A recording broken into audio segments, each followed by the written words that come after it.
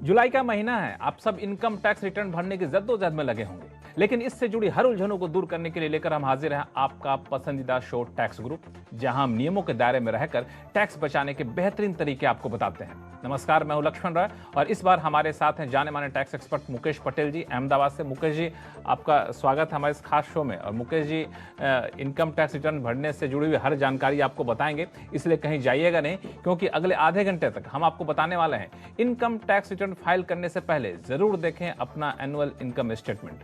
कोई गड़बड़ी मिले तो कैसे करें दूर, हम बताएंगे शो में। टैक्स फ्री इनकम को इनकम टैक्स रिटर्न में बताना क्यों है जरूरी, ये भी बताएंगे आपको। और साथ में ये भी बताने वाले हैं कि प्रॉपर्टी खरीदते वक्त क्या है जीएसटी बचाने का तरीका। इन सारे मुद्दों पर बातचीत करेंगे। लेकिन जुलाई का महीना है और हम लोग पिछले कई एपिसोड से आपको ये बताते जा रहे हैं कि इनकम टैक्स रिटर्न फाइल करने में कोई भी दुविधा आए तो कैसे दूर करें, दुविधा क्या क्या आ सकती है, किन किन बातों का ख्याल रखें। तो आज हम एक खास पहलू पर जोर देने वाले हैं, वो है AIS यानी एनुअल इनकम स्टेटमेंट को लेकर के। मुकेश पटेल जी, मुझे याद है कि एक बार हम लोगों ने एक शो में मुद्दा आया था कि आपके पास इनकम टैक्स विभाग से कोई जानकारी दी जाती है तो उस जानकारी मेल नहीं खाती है, तो उसको सुधारने का उपाय भी रहना चाहिए, एक पोर्टल होना चाहिए। आपने भी इस जोर शोर से इस मुद्दे को उठाया था और AIS इसका एक रूप के तौर पर देखने को मिल रहा है। हमारे सब दर्शकों को एक ये गुरु मंत्र देना चाहूंगा कि याद रखिए कि अगर AIS पर जो रहे अटेंशन तो दूर हो आयकर के सब टेंशन।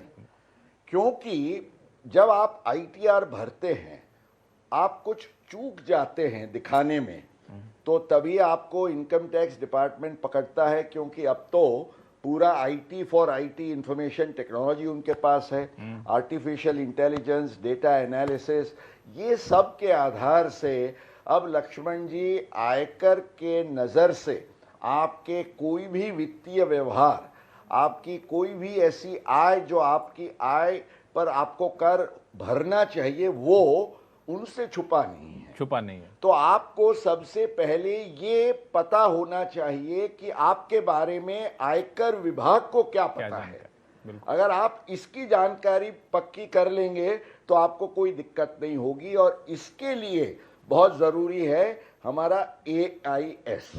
और AIS जो है, अगर उसको हम एक बाइबल या गीता का एक बेस मान के आगे चलेंगे और ITR भरते समय उसको हम ख्याल में रखेंगे, तो मेरे ख्याल से हमारे और कोई प्रश्न आम तौर से हमें फेस करने का सवाल नहीं आएगा। बिल्कुल, जैसा कि मुकेश पटेल जी ने कहा कि अगर आप AIS पर देते हैं अटेंशन तो दूर होगा हर टेंशन इनकम टैक्स का। लेकिन एक बात बताइए कि ये आपने सही कहा कि हमारी आमदनी कहाँ कहाँ से आई हुई है, कितनी आमदनी हुई है, ये सारा कुछ हम AIS में देख सकते हैं, उसके हिसाब से टैक्स भर सकते हैं। लेकिन मान लिया जाए कोई ऐसी आमदनी AIS ने दिखा दिया जो हमारी आमदनी हुई नहीं, या फिर कोई तकनीकी दिक्कतें उसमें आ रही है, या फिर कुछ मेल नहीं खा रहा है, तो उसको दूर करने का भी कोई तरीका है? बिल्कुल। एक्चुअली यही मुद्दे को लेके जैसे हमने आवाज उठाई थी कि SFT ये 2 साल से स्पेसिफाइड फाइनेंशियल ट्रांजैक्शंस का जो रिपोर्टिंग हो रहा है, अब पहले आपके 26 AS में दिखता था, आप देख सकते थे, मगर उसके लिए आप कुछ कर नहीं सकते थे। सही जानकारी आपके लिए आवश्यक है, आप रिपोर्ट करें। पर गलत जानकारी है तो उसको सुधारने का भी आपको मौका मिलना चाहिए रियल टाइम में, नहीं तो वो गलत जानकारी के आधार से आयकर विभाग आपको नोटिस दे देगा। तो इसके लिए अब AIS में ये एक बखूबी, उसकी एक लाक्षणिकता है कि आप उसको सुधार सकते हैं। इसका हम बहुत संक्षिप्त में हमारे दर्शकों को अगर समझाएं तो आपके E-फाइलिंग पोर्टल पर जो सर्विसेज है उसमें आप जाओगे तो वहां एक AIS एनुअल इंफॉर्मेशन स्टेटमेंट का वो टिक करना है आपको। वो करेंगे तो एक अलग पोर्टल पर आपको ले जाएंगे और वहां आपको अपनी पूरी जानकारी, आपके क्या क्या टैक्सेस भरे हैं, आपके क्या स्पेसिफाइड फाइनेंशियल ट्रांजैक्शंस हैं, इसके सब के बारे में, माना आपका इंटरेस्ट, डिविडेंड, आपके कैपिटल गेन्स के ट्रांजैक्शंस, आपके इन्वेस्टमेंट्स भी, आपने क्रेडिट कार्ड से क्या खर्चा किया है, ये सब आपको देखने को मिलेगा। अब मान लीजिए जब आप देखते हैं और आप देखते हैं कि ये कोई इंफॉर्मेशन गलत है, तो वहां आपको एक ऑप्शन दिया गया है कि आप उसको सुधार सके, तो उसको आप टिक करिए। तो जो ड्रॉप बॉक्स में खुलेगा, इंफॉर्मेशन इज करेक्ट, तो एक्सेप्ट कर लीजिए। अगर जरूरी पार्शियली करेक्ट है तो उसको सुधार सकते हैं। अगर आप कहेंगे कि ये this does not concern to me, कोई और के बंदे के साथ इसका नाता है, तो वो भी बता सकते हैं। और लक्ष्मण जी, इसकी खूबी ये है कि आप जो क्लिक करोगे ना, तो आप उसी टाइम पे अपनी टैक्स इंफॉर्मेशन समरी में जाके देख भी सकते हैं कि तो कुल मिला के सुधारा गया। रखिएगा, एआईएस जरूर ध्यान से देखिए, उसमें कुछ गड़बड़ी दिखे तो सुधार भी सकते हैं, जैसा कि मुकेश पटेल जी ने बताया। इस बीच कई सारे फोन कॉल्स हमारे पास आ चुके हैं। सबसे पहले चलते हैं इंदौर, जहां से मधुसूदन दवे जी हमारे साथ फोन लाइन पर बने हुए हैं। मधुसूदन जी नमस्कार। नमस्कार लक्ष्मण जी। कैसे हैं आप? आपको भी नमस्कार। मैं बढ़िया हूँ सर। बताएं क्या सवाल है आपके पास? नमस्कार भैया। सर मैं नवंबर 21 में रिटायर हुआ हूँ बैंक ऑफ इंडिया से। अच्छा। और मेरे खाते में जो अर्न लीव थी उस पर मेरे को इनकेशमेंट मिला है करीब 9,31,000 रुपए। ठीक है। अब उसके ऊपर टैक्स के क्या जानकारी है ये मुझे जानना था। इसमें मैं ये जोड़ना चाहूंगा कि मेरी जो जानकारी है उसमें दिल्ली हाई कोर्ट ने एक केस चला था और उसमें वो खारिज कर दिया था हाई कोर्ट ने। उसके साथ ये भी एक टिप्पणी थी हाई कोर्ट की कि 98 से जो लिमिट 3 लाख की चली आ रही है नॉन गवर्नमेंट एम्प्लॉइज के लिए एग्जामिशन की, वो उसको रिव्यू करने के लिए इनकम टैक्स अधिकारियों को विचार करना चाहिए। अब लक्ष्मण जी, इसमें मधुसूदन जी की बात है, बिल्कुल सही है। एक्चुअली यहाँ जो सेक्शन 10 सबसेक्शन 10AA है, वो लीव एनकैशमेंट के एग्जम्पशन के लिए उसमें प्रावधान किया गया है। अगर आप सरकारी कर्मचारी हैं, सेंट्रल या स्टेट गवर्नमेंट के कर्मचारी हैं, तो आपके लिए कोई लिमिट नहीं है। आपको जो भी लीव एनकैशमेंट की अमाउंट मिलती है वो संपूर्णतः विदाउट एनी फाइनेंशियल लिमिट आपको एग्जम्प्ट हो जाएगी। पर अगर आप प्राइवेट सेक्टर से जुड़े हैं तो भाई साहब की जो बिल्कुल मेरे ख्याल से एक कंप्लेंट है वो सही है कि 98 के बाद इसमें ये 3 लाख अभी करंट लिमिट है, उसमें 24 साल हो गए लक्ष्मण जी, कोई सुधार नहीं है। अच्छा। 24 साल के बाद भी ये 3 लाख की लिमिट चलने के कारण अब मधुसूदन जी को 9,20,000 मिले, उनमें से 3 लाख ही उनको एग्जाम गिने जाएंगे और बाकी पर उनको टैक्स भरना पड़ेगा। हम जरूर आवाज उठाएं कि अगले बजट में इसमें एक वेलकम चेंज हो। चलिए चलते हैं अब चंडीगढ़, जहां से जीएस लांबा जी हमारे साथ फोन लाइन पर जुड़ चुके हैं। लांबा साहब नमस्कार। नमस्कार सर। बताएं कहाँ उलझन है आपकी? Sir I am a great fan of your show. Even Mukesh साहब का मैं काफी बड़ा फैन हूँ sir. He has always, I never miss his show because the information which he gives is tremendous useful, which many of CS doesn't know. I am a great fan of him. Sir मेरा एक issue है जी, मैंने दीवान housing DHFL के NCDs 100% secured NCDs खरीदे थे 2018 में। Company NCLT में dissolve हो गई, पिरामिल ग्रुप को बिक गई। उन्होंने कंपल्सरी खाली 25% of the principal amount credit कर दिया हमारे अकाउंट में। NCDs हमारे उन्होंने ले लिए वापस। Now my issue is that am I eligible for long term capital loss? बिल्कुल। हेलो लांबा जी, आप लॉन्ग टर्म कैपिटल लॉस जरूर क्लेम कर सकते हैं, क्योंकि आपने जो निवेश किया था उससे आपको बहुत कम रकम मिली है, 25% ही मिली है। तो ये 3 साल हो गए हैं, इसलिए ये लॉन्ग टर्म कैपिटल लॉस होगा। और ये लॉन्ग टर्म कैपिटल लॉस आप अपने और कोई लॉन्ग टर्म कैपिटल गेन के सामने सेट ऑफ भी कर पाएंगे। बिल्कुल, तो ये आपके लिए खुशखबरी है कि आप उतना फायदा मिलेगा। बिल्कुल, जो नुकसान हुआ पूरी भरपाई तो नहीं होगी, लेकिन आप सेट ऑफ कर सकेंगे। और आपने हमारे शो और हमारे गेस्ट की तारीफ की, इसके लिए हौसला बढ़ाया, इसके लिए आपका बहुत बहुत शुक्रिया। मुकेश जी, दरअसल हम लोग इनकम टैक्स रिटर्न की बातचीत कर रहे थे, तो मुझे बाद में ख्याल आया कि अक्सर हम लोग उसी इनकम को दिखाते हैं जिस पर मानते हैं कि इनकम टैक्स लगना है, जिस पर इनकम टैक्स नहीं लगना उस इनकम को क्यों दिखाया जाए। तो ये जो सोच है कितनी सही है? ये बिल्कुल लक्ष्मण जी, ये सोच गलत है। गलत है। अरे अगर आपको चिंता मुक्त रहना है तो आपकी जो कर मुक्त आय है उसे भी आप ठीक ठाक आईटीआर में दिखाइए, क्योंकि आईटीआर किसके लिए है? आपकी इनकम की इंफॉर्मेशन करेक्ट दिखाने के लिए।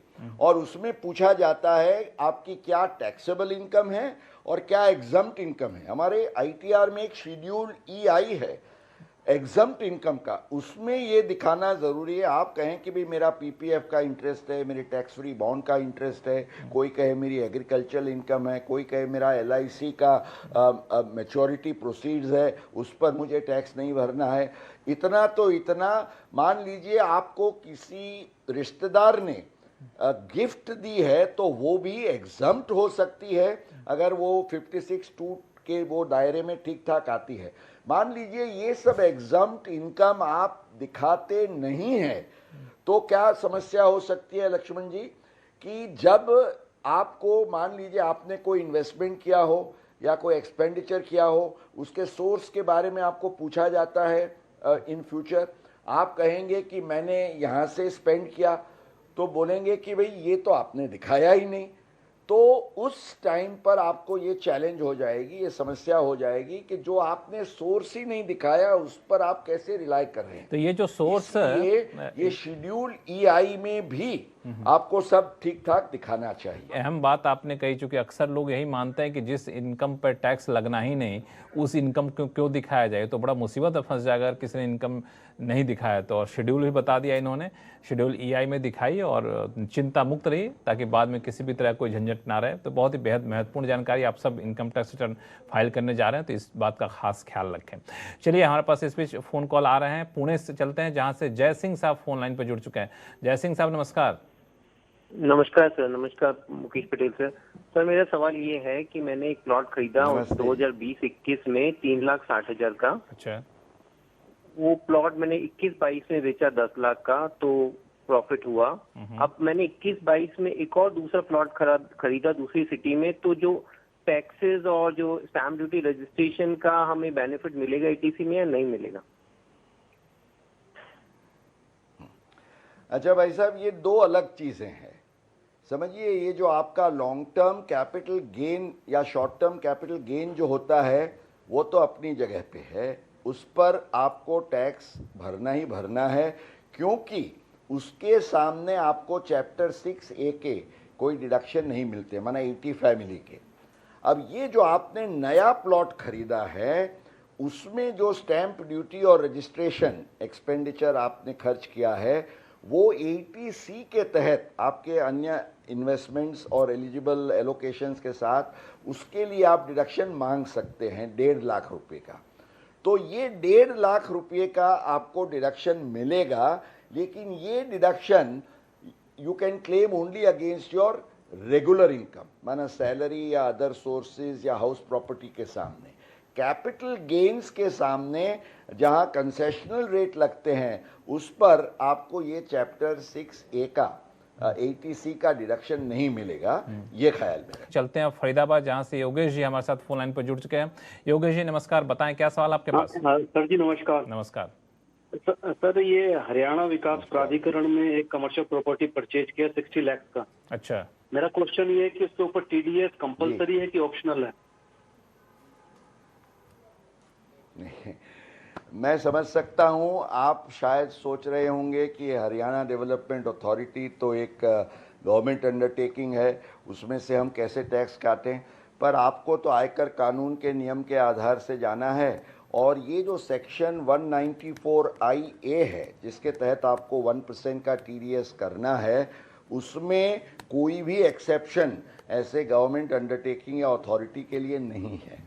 माना हाउसिंग डेवलपमेंट बोर्ड हो या डेवलपमेंट अथॉरिटी हो, कोई भी हो, अगर 50 लाख रुपये से ज़्यादा आप प्रॉपर्टी का परचेज कर रहे हैं तो 1% का TDS काटना आपके लिए अनिवार्य है। ये मत सोचिए कि ये सरकारी अथॉरिटी है तो यहाँ पे TDS काटना जरूरी है कि नहीं, लेकिन ये अनिवार्य है, इस जरूर इसका पालन करें। मुकेश जी, एक ईमेल आया हैदराबाद से TN गुप्ता जी का। इनकी उम्र बता रहे हैं 83 ईयर्स है, यानी सुपर सीनियर सिटीजन है।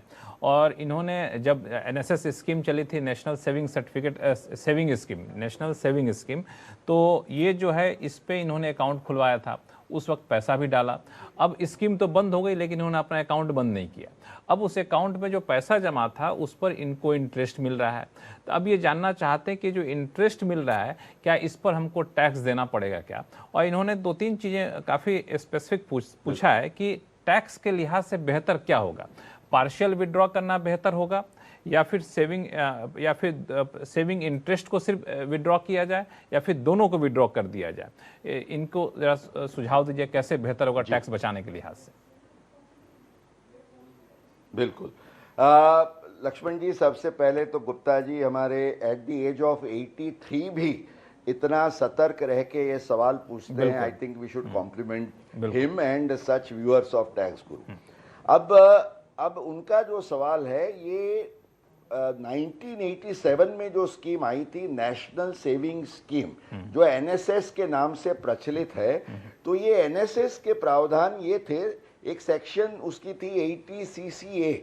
उसमें प्रावधान ये था कि जब आप निवेश करते हो तो आपको पूरा डिडक्शन मिलता है, उसका जो इंटरेस्ट होता है हर साल एक्रू, वो भी जब तक आप उसको ड्रॉ नहीं करते हैं उस पर कोई टैक्स नहीं लगता है।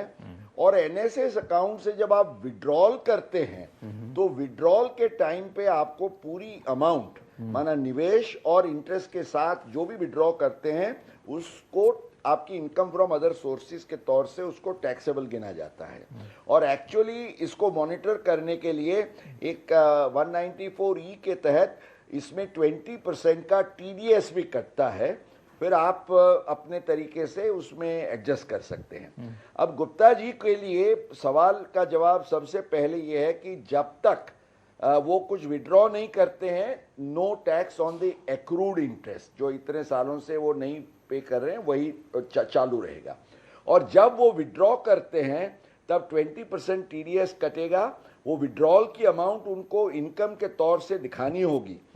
अब इसमें प्रोविजन ये है कि अगर किसी के अवसान के बाद उसके लीगल एड्स को मिलता है तो ये कंप्लीटली टैक्स फ्री है। अगर आप अपने लाइफ टाइम में विड्रॉ करते हैं तो ये टैक्सेबल है, और जब जब विड्रॉ करते हैं तो टैक्स उस पर भरना पड़ता है।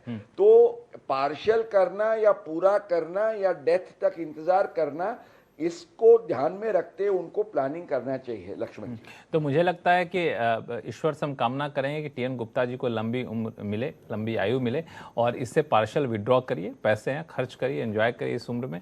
और जैसा कि मुकेश पटेल साहब ने बताया कि आप इससे विड्रॉ करेंगे तो उस पर आपको टैक्स देना पड़ेगा, और पार्शियल विड्रॉ करेंगे तब भी आपको टैक्स देना पड़ेगा, लेकिन जब तक आप पैसा नहीं निकालते हैं तब तक आपको उस पर टैक्स देने की ज़रूरत नहीं है।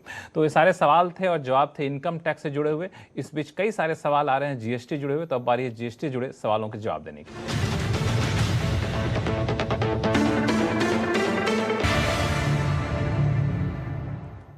चलते हैं बड़ौदा, जहां से अक्षय शाह साहब हमारे साथ फोन लाइन पर जुड़ चुके हैं। अक्षय जी नमस्कार, क्या सवाल है आपके पास?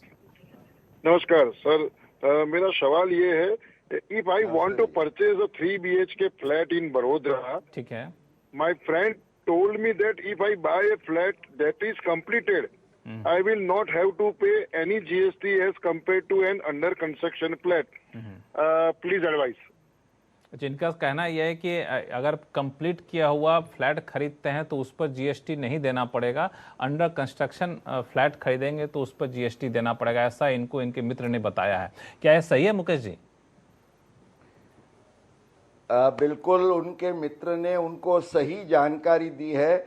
और लक्ष्मण जी, हम भी हमारे व्यूअर्स को ये बताएं कि जब आप कोई रेसिडेंशियल प्रॉपर्टी परचेज करने जा रहे हैं तो GST का ये नियम ख्याल में रखिए।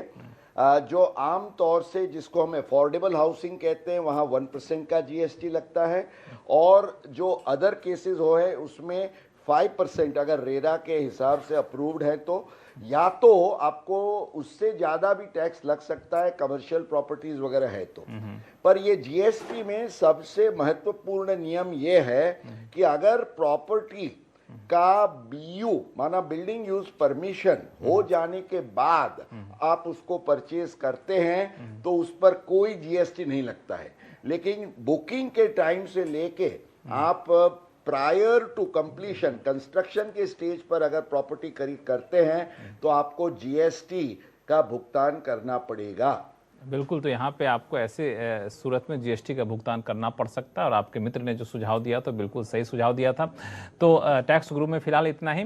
मुकेश पटेल जी, आपका बहुत बहुत शुक्रिया सभी सवालों का जवाब देने के लिए बेहद आसान भाषा में, और ख़ास तौर से आपने इनकम टैक्स रिटर्न से जुड़ी हुई जानकारी दी, बेहद जानकारी, अहम जानकारी, वो मुझे लगता है बहुत काम की है खास तौर से इस महीने में। और आपके पास कोई भी सवाल हो, चाहे इनकम टैक्स से जुड़ा हुआ सवाल हो, चाहे जीएसटी जुड़ा हुआ सवाल हो, तो आप हमें लिख भेजिए tax@moneycontrol.com पर। आप अपने सवाल के साथ अपना नाम और मोबाइल नंबर लिखना ना भूलें। नमस्कार, देखते रहिए CNBC आवाज़।